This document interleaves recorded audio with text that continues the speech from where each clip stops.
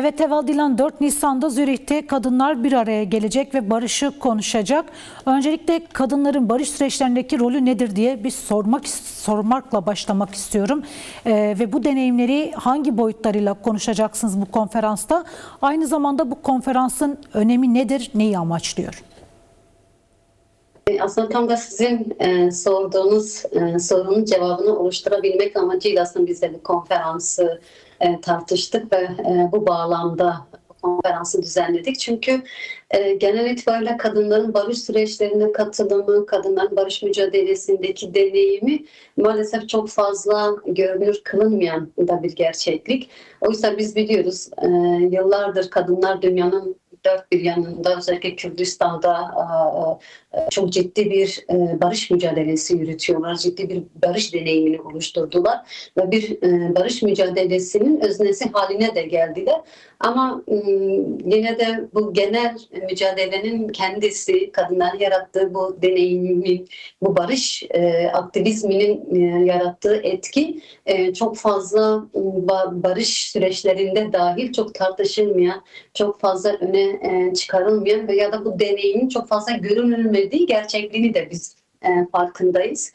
O açıdan biraz dünya deneyimlerini de gözlemlemek, özellikle çatışma ve müzakere süreçlerinde dünyanın farklı bölgelerinde kadınlar bu süreçlere nasıl dahil oldular, neler yaptılar, müzakere masalarında kadınların taleplerini hangi başlıklarla paylaştılar? Barış ve müzakere sürecinin zorlukları neydi, olanakları neydi, kadınlar açısından kazanımları neler oldu ve barış süreçleri sonrasındaki dönemlerde kadınlar ne yaşıyor, neleri garanti altına aldılar, neleri dönüştürebildiler ya da neleri dönüştürme konusunda zayıf kaldılar. Aslında bununla ilgili birçok çalışma yapıldı. İlk defa tabii elbette ki yapılacak olan mekan bu konferans değil. Kadınlar bu bağlamda özellikle kadın hareketleri, feminist hareket, Kürt kadın hareketi birçok alanda bu tür buluşmalar, çalıştaylar, ortak deneyimler ve kendi deneyimini de buralara aktaran çalıştaylar gerçekleştirdi. Ama bizim açımızdan bu konferansın yani tarihsel olarak da önemli bir döneme ve tarihsel olarak da gerçekten şeye de tekabül ediyor. Yani önemli bir döneme de tekabül ediyor. Çünkü siz de biliyorsunuz işte bugün Türkiye'de Bakırı Kurdistan'da gelişen bir barış süreci var. Yine Başkan Öcalan'ın önderliğinde gelişen bir barış süreci. Yine hem Orta Doğu'daki gelişmeler hem dünyadaki savaştaki ısrara, bu savaş politikalarının yarattığı etkilere, açığa çıkardığı sonuçlara da dönüp baktığımızda bir kez daha kadınların bu barış sürecini yine Kürdistan'dan doğru, Türkiye'den doğru, Orta Doğu'dan doğru tartışması ve bunu diğer dünya deneyimleriyle ortaklaşması ve gelişen bu süreci sahiplenme, bu süreci toplumsallaştırma ve bu barış iradesini, barış savunuculuğunu geliştirmeleri açısından da çok değerli ve kıymetli olduğunu düşünüyoruz. O açıdan kadınlar biraz barışın kadından doğru, kadınlar bunu nasıl deneyimliyor, nasıl yaşıyor, nasıl geliştiriyor ve sadece tek başına her ülkenin kendi deneyimini aktardığı değil. Aslında bütün bu deneyimlerden ortak neler yapılabilecek, nasıl bir ağ, nasıl bir kampanya, nasıl bir mücadele hattı, birlikte tek başına herkesin kendi ülkesinin barışını ya da kendi coğrafyasının barışını yükselttiği sözünü kurduğu yerden değil. Aslında bir bütün olarak kadınlar olarak biz bu barış süreçlerine nasıl öncülük edebiliriz, nasıl toplumsallaştırabiliriz ve barış savunuculuğunu nasıl geliştirebiliriz sorusu da bizim için kıymetli ve değerli. Çünkü biz bir barışın olduğu her yerde bir de savaş isteyenlerin sesi de çok yüksek çıkmaya başlıyor.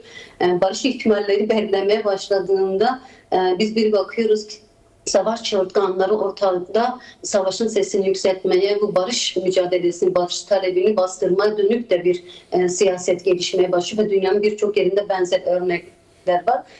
Bugün Türk kadınları olarak da hem barış mücadelesini yükseltmek hem de biraz bu barış ve müzakere süreçlerinde kadınların rolünü ve öncülüğünü de aslında tartışmaya açmak istiyoruz. Çünkü evet diğer dünya deneyimlerinde işte Kolombiya'dan bir panelistimiz olacak. Kendisi daha önce barış sürecinde masada olan müzakere süreçlerinde yer alan bir aktivist. Senatörlük yapmış, yoğunca barış mücadelesini yürütmüş. Yine aynı şekilde Bas ülkesinde eski bir siyasi tutsak ve barış müzakere süreçlerinde yer alan önemli bir aktör. Yine El Salvador'da hem büyükelçilik yapmış hem de bu barış müzakere süreçlerinde yer alan bir kadın. Bakü Kürdistan'dan doğru da Pervin Buldan arkadaşımız Bakü Kürdistan'daki kadınların bu müzakere ve barış süreçlerindeki hem etkisini hem rolünü hem sorumluluklarını hem de beklentileri bizlerle paylaşacak. Tabii ki bizim açımızdan hani hem dünya deneyimlerini paylaşmak, kendi mücadelemizi bu bağlamda zenginleştirmek, olasılıklarını, olanaklarını birlikte tartışmak çok değerli ama bir o kadar da aslında Kürt kadın hareketinin de açığa çıkardığı büyük bir deneyim var ve biz biraz bunu da dünyayla, dünyadaki barış aktivistleriyle paylaşmak istiyoruz.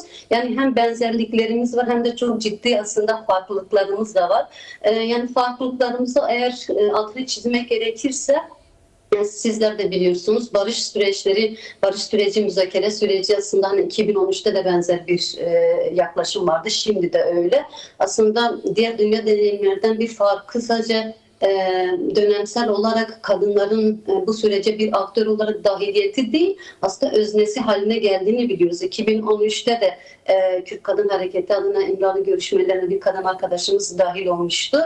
Bugün de yine kadınlar çok ciddi şekilde aktif ve öncülüğünü yapıyor. Sadece bu sürecin bir parçası değil, sadece yürüttüğümüz mücadele kadınlar da barış sözünü söylesin, masalarda, müzakerelerde yer alsın üzerinde aslında tek bir talep değil. Çünkü bu talebin kendisi zaten gerçekleşmiş durumda. Ama biz kadınlar önceliğinde bu barış siyasetinin, barış aklının, barış hafızasını nasıl toplumsallaştırabiliriz? Dahiliyetleri, paydaşları nasıl büyütebiliriz?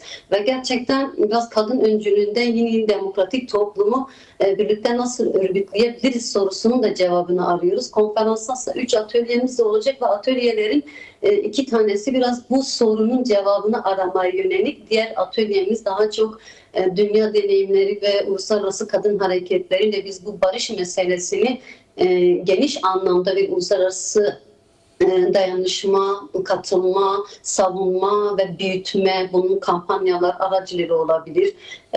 Bakü Kürdistan'da ziyaretler aracılığıyla olabilir. Bu barış sözünü büyütme, mevcut yaşanan ülkelerde ülkelerin halkları bu konuda daha duyarlı hale getirme, kadınları bu konuda daha duyarlı hale getirme gibi sonuçlara çıktılarını da tartıştırdığı 3 tane atölye çalışmamız da olacak. Evet, aslında konferansla ilgili birçok bilgiyi verdin Eval Dilan. Kadınların neden barış istedi, barış için neden mücadele ettiğini de değindik ama ben biraz daha geniş ele almak gerekirse aslında şu anda da içinde olduğumuz bir savaş süreci var Kürdistan'da, Orta Doğu'da. En son savaş alanlarından biri olan İran Savaşı'na 43 ülke dahil oldu. Yani erkek haklı, erkek egemen zihniyet savaş üretmeye ve savaş çığırtkanlığına devam ediyor. Ancak savaşın en fazla kadınları ve çocukları etkilediğini de biliyoruz. Bu savaş politikalarına karşı kadınların evrensel mücadelesinin önemi nedir? Kadınların böyle süreçlerde, tam da savaşın ortada olduğu süreçlerde savaşa karşı barışı konuşuyor olmasının, barışı gündeme getirmesinin önemi nedir? Yani siz de ifade ettiniz, elbette ki savaşlarda maalesef en fazla kadınlar, çocuklar, genç kadınlar etkileniyor ama bunun, yani bu madalyonun diğer bir yüzü de var. Biz kadınlar sadece savaşın mağdurları ya da sadece savaşın sonuçlarının tartışıldığı zeminlerde olmak durumunda değiliz. Biz aynı zamanda bu savaş karşıtı oluşan cephede ya da bu barış mücadelesinin yürütüldüğü masalarda, zeminlerde öncülük etmek ve bunun sorumluluğunu almakta durumundayız. Siz de ifade ettiniz. Evet, gerçekten şimdi hem Kürdistan merkezli hem Orta Doğu'da yine çok yoğun bir savaş siyaseti yükseliyor. Çok fazla yine kadınların, çocukların, halkların gasp edildiği bir savaş gerçekliğiyle biz yüz yüzeyiz. Nihayetinde bu savaşların hangi egemen akıllarca örgütlendiğini, bu savaş aracıyla neyin hedeflendiğini, neyin amaçlandığını, bunun karını, rantını, çıkarını kimin elde ettiğini, bunun bedelini de kimlerin ödediğini biz 100 yıllık aslında yani en az 100 yıllık kendi kişisel yani halk olarak kişisel tarihimizde, deneyimimizde biliyoruz, yaşadık, görüyoruz. Ve bugün bizler açısından, halklar açısından Orta Doğu'da bir tarihi fırsatla da karşı karşıyayız. Ve bu fırsat 27 Şubat'ta Başkan Öcalan'ın çağrısıyla aslında bir umut yarattı.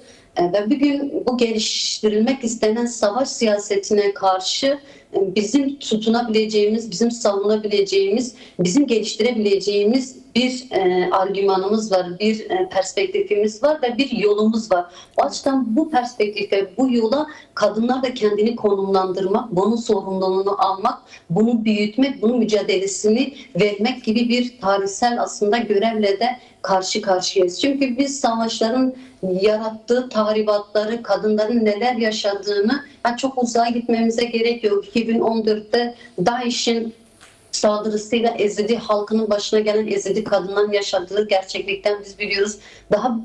Daha yeni hala yaşadığımız bir süreç. Rojava'da halka yönelik, kadınlara yönelik, farklı inançlara yönelik saldırılarda ve bu saldırılarda yaşananların neler olduğunu çok hafızamız çok taze, Evet. çok güncel ve her gün yaşadığımız durumlar.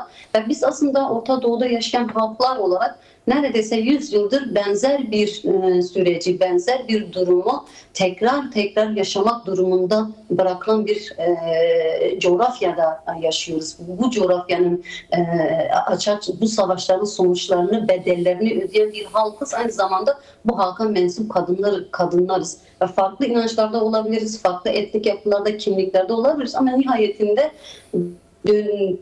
savaşın yarattığı tahribatta ve sonuçlar itibariyle bazen sadece kadın olmaktan kaynaklı ya da inancımızdan kaynaklı, kimliğimizden kaynaklı bu ağır bedelleri ödüyoruz. O açıdan kadınların bu artık savaş, erkek aklının, erkek egemen siyasetlerin, emperyalist savaşların yarattığı bu gerçeklikte dayattığı ve bize ait olmayan ve bize dışarıdan dayatılan bu savaş haline karşı bizim daha iradeli, daha güçlü, daha örgütlü çıkma, bunun mücadelesini yürütmek gibi bir gerçeklikle de karşı karşıyayız. Ve kadınlar olarak aslında böyle bir deneyime de sahibiz. Yani savaş dönemlerinde kadınlar öz savunmalarıyla kendilerini korudu. Sadece savaşın mağdurları olmadı. Aslında bu gelişen talancı, gaspçı savaş siyasetine karşı kendini koruyarak, halkı koruyarak, büyüterek bugüne geldi.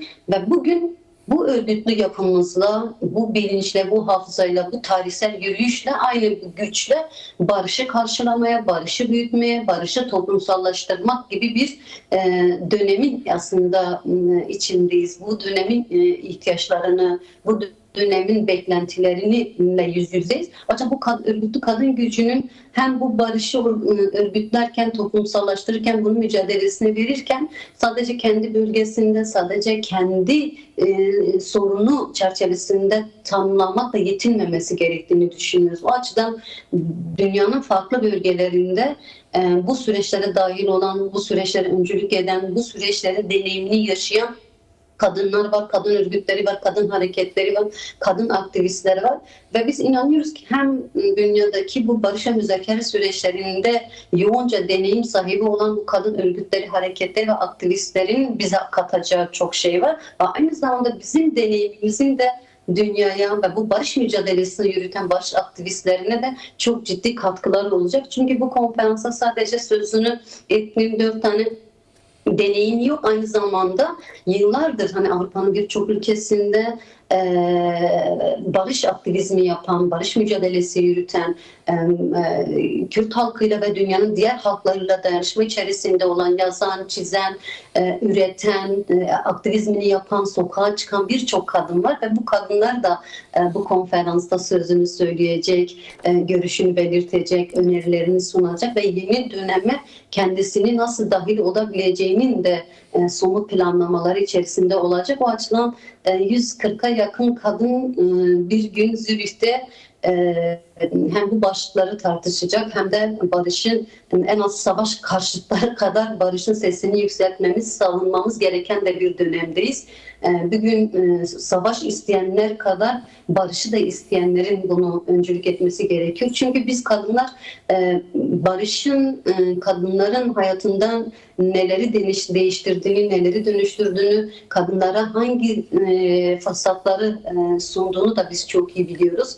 Ve kadın mücadelesinin, kadın özgürleşme perspektifinin de barış zeminlerinde ancak büyüyebileceğini, eşit, adil, demokratik bir toplumun da barış zemininde büyüyeceğini de biliyoruz. Bunun onlarca defa deneyimini yaşayan da bir kadın hareketiyiz. O açıdan biz Başkan Öcalan'ın geliştirmeye çalıştığı, sadece Kürdistan'da değil aslında Orta Doğu'da da diğer halklar açısından da geliştirmeye çalıştırdığı bu perspektifin en fazla da kadınların büyütmeye, kadınların Kürt sorunun demokratik çözümü ve aynı zamanda demokratik toplumun inşasında bu barış sürecinin çok ciddi katkıları olacağını düşünüyoruz ve bu bağlamda konferansın da biraz bu amaca hizmet eden, bu amacın tartışıldığı bir zemin olarak düşünüyoruz.